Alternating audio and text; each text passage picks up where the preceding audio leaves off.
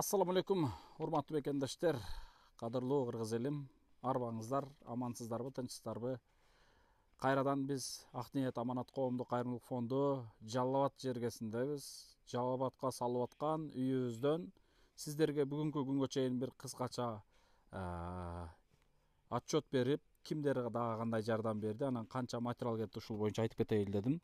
Мен акыркы отчетумду 27 августта бүт расход отчетун берген экенмин. Жалпысынан 125.040 сомдук расход кеткен экен. Алда деген 11.000 кыш алынган, 2 КАМАЗ топурак, усталарга продукта, сетка мык, перемичкаларга такта жыгач, 4 эшикке коробкалар, анан фундамент куйган усталардын акысы 25.000 сом, фундаментке засыпка алган 3 КАМАЗ, шагал, кыскасы жалпысынан 125.040 сом расход айткам. Андан эртеси эле экскаватор засыпкасына анан казганы бул жака дагы бир ажаткана казганы 2200 сом берип турмун. Андан бери жагына достор 27 августтан бери жагына биз эмнелерди алдык айта кетсем, кыш жетпей 5500 кыш алдык, 3 сом 50 тыйындан 19250 сом, жол киреси 5 сомдон 5500 сом болот. Андан кийин таштамайбыз, могу эл биздин айыл эли ушул октябрь айыл эли башы 10 терек, аягы 2 терекке чейин ушинтип берип отуруп таштамайлар өзүбүздөн чыгып, бир аз жыгаш жетпей 16 таштамай алып келдик. Ал 16 таштамайды деген мынакей көрүп турган анча баягындай кесип иштете турган жерлерге алынып иштетти. Анан 6 таштамай ашып калып турабы, балдар отурган таштамайлар. 16 таштамай 850 сомдон 13.600 сом, гарбель лай баскан астына такта рейкасына 133 жалпысынан 80 квадрат 17.800 сом, 137 сомдон. Ошондо биз 31.400 сомго жыгач такта алып келдик. 20 кг мык, ар кандай мыгы аралашканда 2.400 сом. Усталарга бир устага кетти эле аванс 11.000 сом бердик. Усталарга продукта 1.800 сом. Ошондо достор, мекендештер, 9 сентябрга чейин, жакыныраак көргөзүп койсоңуз, 9 сентябрга чейин расход 198.590 сом. Мына ушунча расход кетти ушул үйгө. Бүгүнкү күнгө чейин мына ушул үйдү көрүп турасыздар го, ушул акыбалга чейин 198.590 сом.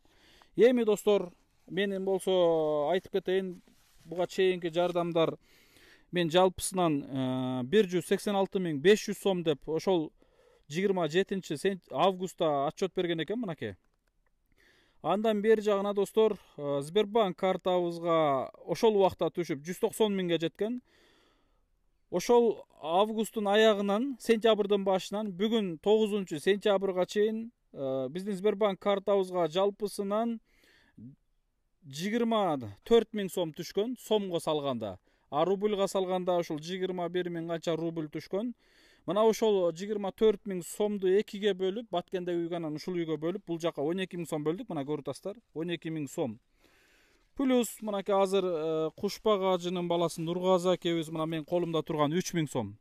Мына ушуну берип кетти, көрүп атасыздар, Ошондо 190.000 сомго 12.000ди кошсоңор 202.000 сом болот. Плюс менин колумдагы 3.000ди кошкондо 200, мынакей бул жакты каратып койсоңуз 205.000 сом жалпысынан 9 сентябрга чейин түшкөн. Андан минус расходу 198.590 сом. Азыр бизде калды ошондо мынол акчаны кошкондо 6.410 сом. Мынол тыйынды кошкондо 6.410 сом бүгүнкү күндө биздин Ак-ниет аманат коомдук фондунун эсебинде турат. Мынол үйгө деген, бул үйгө деген. Анан бир инсан мисалы бул үйгө деп салган болсо, биз бул үйдүн каражатын Баткенге апарып иштеткенибиз жок.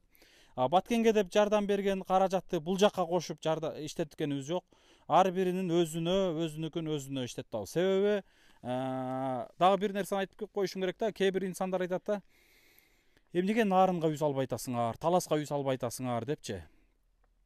Бирөө чыгып, мисалы, урматтуу мекендештер, мейли үйдүн толугу менен жете турган материал эмес, жарымына мейли пайдубалына жете турган эле каржылап берип, мисалы, медер мынол материалды же каражатты алдагы ушул нарынга үй баштажы деп фундаментине ылайыктуу эле бир жардам берген болсо, мен дароо барып, эртең барып нарынга бир чыныгы муктаж таап үй баштаган даярмын.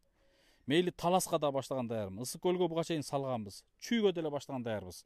Бирок салабыз, мен ал жака барып атайын элге дагы жакшы кайрылуу жасап салабыз. Бул айтайын дегеним мындай да достор, эл кайсыл жака деп берип атса мен ошол жака иштете алам. Мисалы айтып атпаймынбы, Баткенге деп жардам берип атчабы? Мисалы Москвадагы мына ушул айылдын жааматы, Москвадагы ушул айылдын жааматы.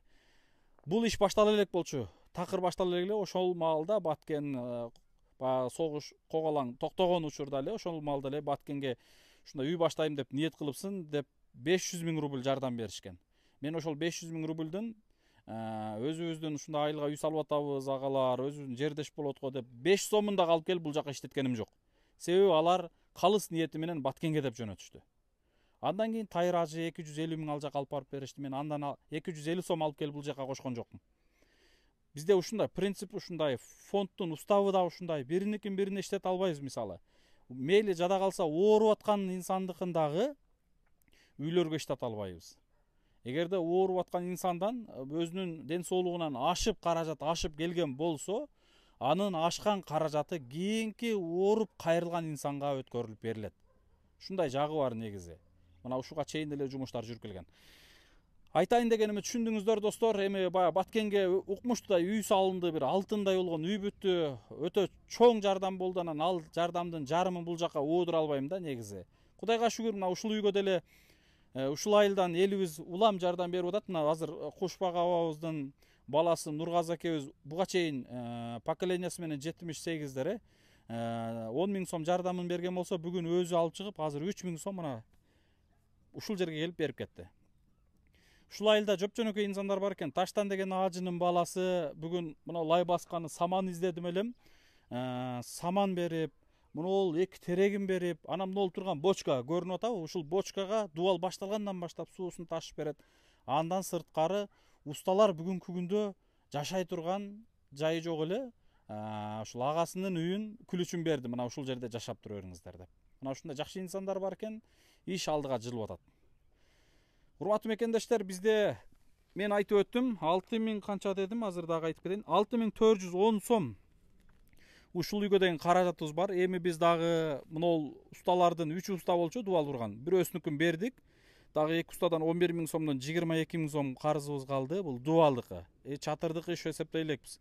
Лайын дагы буларга өткөрүп бердик, лай басканын. Анан алдыда стропил алышыбыз керек, рейкаларын алышыбыз керек. Мына ушуларына мен сиздерге кайрылар элем. Бир эле ушул айылдын жааматына эмес, мен жалпы көрүүчүлөргө, жалпы берешен колдорго, жалпы Алла сүйгөн инсандарга кайрылар элем. Мекендештерим, бир туугандарым, келиңиздер. Бул мынол жакта салынып атат, бул Жалал Абадта салынып атат, бул Ошто салынып атат дебестен, бул үйлөр Аллах үчүн салынып атат. Бул үйлөр Алланын амири менен башталып, Аллах үчүн, Алланын ыраазычылыгында бул үйлөр салынып атат. Биздин бергенибиз дагы биздин жердешибиз же башкабыз үчүн эмес, Аллах үчүн болсо, иншалла акыретте сообун эсепсиз алабыз. Жүрөбүз достор, мен кыскача азыр бул иш боюнча бөлүшүп кетем. Эгерде мүмкүнчүлүк шарт болуп калса, бул үйдү мындан көргөзүп койсоңуз, бул жака навес дагы салган аракет кылабыз, колубуздан келишинче. Азыр мынакей лайдаларын жасап алышып, үйдүн мынантип лайын басканы даярдык көрүп жатат. Саман бүгүн ташып алып келип койдук. Азыр усталар жүрөбүз, жумуш кылып атат.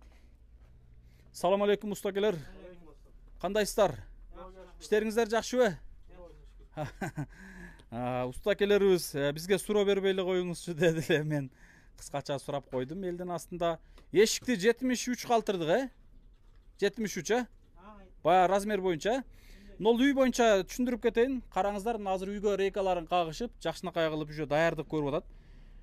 Мынол комнатабыз болсо, мына түз киргенде бир кухня бөлмөсү болот. Мынол турган жер эшик коюлбайт, бул жерге печка салынат. Печка салынат, бул жактан от жагат, бул жагынан духовкадан бул кийинки комната ысый берет.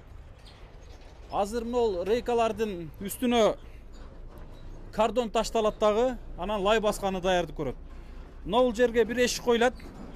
Бул үйдүн айнегин биз алдына койдук. Аркага койгон болсо көчө тарап болуп, чаң болот деп бул жагына койдук.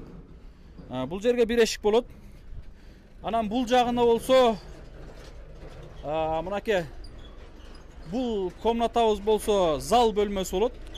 Турасы 3,5, узуну 5,5 мына комнатанын. 3,5га 5,5 чоң эле комната. Көрүп атасыздар, 2 айнеги бар, терезеси. Бүгүн дагы биз 1000 кыш алып келдик. 1000 кыш бүгүн алып келдик. Ушул 1000 кыш менен толук кыш бүттү. Бул кышты Зардубалга алып келдик. Анан азыр душтун перегородкасын уруп ачат. Анан ол жерге келгенде бул жака кирип кеткен болсо спальный бөлмөсү болот. Бул туш бөлмөсү болсо санузел, ичинде ванна, душу, ушундай майда чүдөсү болот. Мына ушундай. Русландын үйү дагы ушундай сонун болгон. Мынакей салып аткан үйлөрүбүздүн баардыгы ушуга окшогон форма болот. Көрүп атасыздар, мына кичинекей чаканыраак.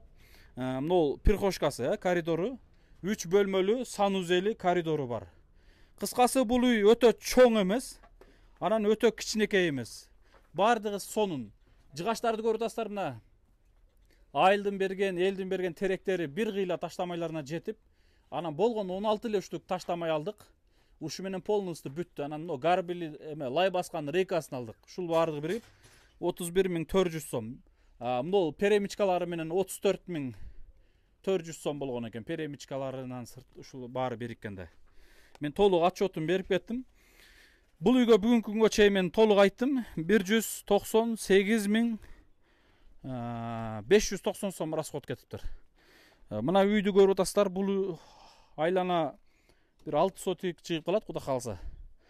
Мына ушундай достор, мекендештер, үй сонун, бардыгы жакшы, иштерге кудайга шүгүр, жаман эмес, жакшы, эл бар экен, журт бар экен, эл жакшылар бар экен, ушундай иштер алдыга жылып атат.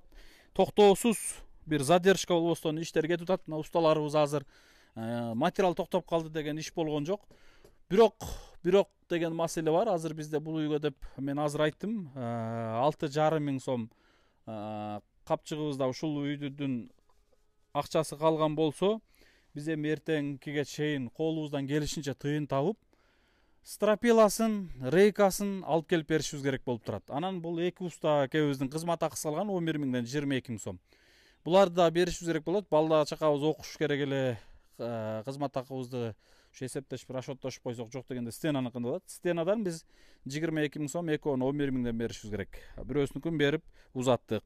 Мына ушундай достор, бүгүн пайшамбы күн, эртең иншалла жума күн. Достор, мекендештер, мен баарыңыздарга кайрылам. Эртең күндөрдүн эң ыйык султаны болгон жума күн. Жума күнү өзгөчө иштерге себепкер бололу деп баардыгыбыз аракет кылабыз. Бирөөнүн жок дегенде жүзүнө жылмаюу тартуулайлы.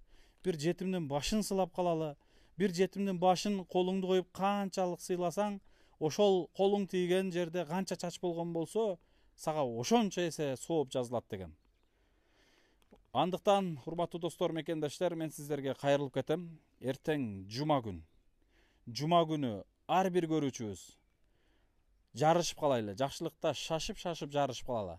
Мейли мен сиздерге бул үйгө 5 миңден же 1000ден же бир 500дөн деле жардам бериңиздер дебейм. Ар бир көрүүчү болгону 100 эле сомдон жардам берген болсок, урматтуу достор, көптү көрсөгөл болот. Көптөшсөк биз мындай иштердин далайын кылсак болот. Ар бир көрүүчү bir күндө жок эле дегенде 5000 адам көрсүн, 5000 адам 100 эле сомдон жардам берген болсо, бул иштер алдыга кыйла жылат. Келиңиздер. Эртең жума күнү ушул үйдүн бир сонун нерсесине себепкер бололучу. Баардыгыбыз бир жарышып, бир жыгачтарын, усталардын акыларын бир нерсесине бир сонун себепкер бололучу. Андан сырткары ушул айылдын Москвадагы дагы жааматы бүгүнкү күндө тыйын чогултуп атышат. Эртең жума күнгө шашып, алар дагы бир сонун ишке себепкер болуп калайлы деп аракет кылып атышат. Кудайга шүгүр. Мына ошолор менен кошо баардыгыбыз дагы ар бир көрүүчү ниет кылайлы. Урматтуу достор, бул үйгө жардам бериш үчүн бирөөнүн бир байлыгың же бийлигиң болуунун шарт эмес. Мен кайра айтып атам, аны баардыгыңыздар билесиздер, мен айтпасам деле. Bunday иштерге жардам берүү үчүн бир дүнияңдын, байлыгыңдын кереги жок. Болгону жүрөгүңдөн калыс ак ниетиң болуш керек. 1000 деген байың болсун, 1000 деген байлыгың болсун, миллион байлыгың болсун. Алла Таала буйрубаган болсо, бирөөгө бир кирпич дагы жардам бере албайсың. Калыс ниетиң болбосо. Мындай иштерге жардам бериш үчүн бир эрктүү күчтүн деле кереги жок. Калыс ниет болуш керек. Ошондуктан кайрылар элем. Келиңиздер. Эгерде калыс ниетиң болбосо, көчөдө турган, көчөдө жаткан бир ташты дагы чекеге алып койгон эркиң жетпейт досум. Ошон үчүн мен сиздерге айтып кетер элем. Калыс ниет кылыңыздар, ак ниет кылыңыздар. Сиз бүгүн ниет кылып коюңуз. Эртең жума күнү Алла таалам сизди кандайдыр бир себептер менен ушул үйдүн жок дегендечи 1 килограмм мыгына болсо дагы себепкер кылып коет иншалла. Мына көрөсүз. Андыктан жакшы ниет кылып жатыңыз, жакшы дуа кылыңыз.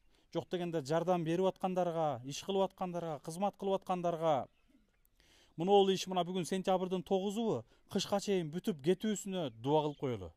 Бүгүн мүмкүнчүлүк жок болгон болсо чын жүрөгүбүздөн дуа кылып коелу. Мен ушуну сиздерден суранам. Мейли жардам бере албасак дагы, колдообуз, мүмкүнчүлүгүбүз болбой жатса дагы, бирок жаман сөз менен эмес, жакшы сөз менен колдоп, анан бири-бирибизге ушул кабарды, маалыматты жеткирип видео аркылуу поделиться кылып, же бирлөргө кабар берип, кел бир тууганым, ушул үйлөр ушундай болуп атыптыр, жардам берейли. Бизге жок дегенде моралдык жактан жардам берип кетиңиз деп суранар элем. Рахмат достор, мекендештер, биз эми Жалал Абадтагы үйдүн алдына жылдыруу үчүн аракетти кылабыз болушунча. Баткенде үйүбүздү көрдүңүздөр, сонун болуп алдыга жылып атат. Жакын күндөрдө Баткенде үйдү толугу менен бүтүп, сентябрларда ал үйдүн ачылышын кылабыз. Сентябрдын аяктарында өзгөчө ачылыш болот. Анын аркасынан эле кыштын алдында, Кудай буйруса, кышка чейин могул үйдү бүтүрүп алсак, бул үйдүн дагы ачылышы өзгөчө болот. Могул үй дагы сонун керемет үй болуп атат. Караңыздар. Заманбап, өзүнчө чакан, ичинде бүт условиясы бар. 5 баласы менен чыныгы муктажга салынып аткан үй иншалла. Дуа кылып туруңуздар, тынч болуңуздар. Алдын ала баарыңыздардын эртеңки жумаңыздар марек болсун. Жума күнү ар бирибизди жакшы иштерге себепкер кылсын иншалла Алла таалам. Аманчылыктарда көрүшкөнчө. Ассаламу алейкум. Урматтуу достор, мен дагы бир нерсени айта кетейин. Сунуш суроолор болгон болсо, байланыш номерлер, Сбербанк карта, Элсом карталар ушул видеонун алдына коюлат, билесиздер. Сунуш болгон болсо байланышыңыздар. Номерибиз 705 33 77 90. Сбербанк карта дагы коюлат. Мына ошол Сбербанк картага бүгүнкү күндөчү достор 15 сомдон күндө салып аткан бир туугандарыбыз бар. 20 сом, 30 сомдон күндө аманат кошуп жардам берип аткан бир туугандарыбыз бар. Мына ошолорду мен бир 15 күндүк жардамын айтып кеттим. Сбербанк картабызга буйруса ошол августтун башынан бүгүнкүгө чейин 10 күндүк элдин жардамы 24 000 сом түшүптүр. Жаман эмес, сонун. Андыктан сиздер дагы ниет кылыңыздар. Мына ошолордун катарында 20 сом, 15 сом болсо да салып калыңыз. Досум, 20 сом, 15 сом чөнтөктөн деле түшүп калып атат. Болбогон бир жактарга деле иштетип коюп атабыз. Андан көрө момундай болгон чыныгы муктаждын муктаждыгына жаратып коелу. Рахмат барыңыздарга.